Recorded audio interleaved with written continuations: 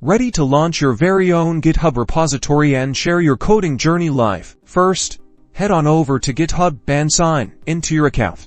If you don't have one, create one. It's free.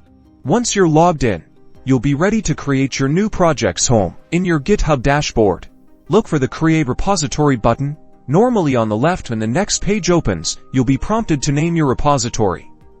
This will be the title of your project. Then, add a brief description to help future fellow coders and explain what your project is all about. Now, choose whether you want your repository to be public for everyone to see or private. Then, take the extra step and initialize your repository with a README file, giving everyone who views your repository some basic information up front. Once you've filled in all of the required details and major preferences, click Create Repository. After a brief load time, your brand new repository will then be created. You'll be directed to your empty repository's main page. From here, you can clone it to your local machine to work on the project offline, add code, and make commits, or you can create files directly in the repository. Don't forget to commit your changes to save them, and that's it. To share your live coding session and project, use screen sharing software like OBS or StreamYard. Share your screen with your live stream link and watch that viewership grow.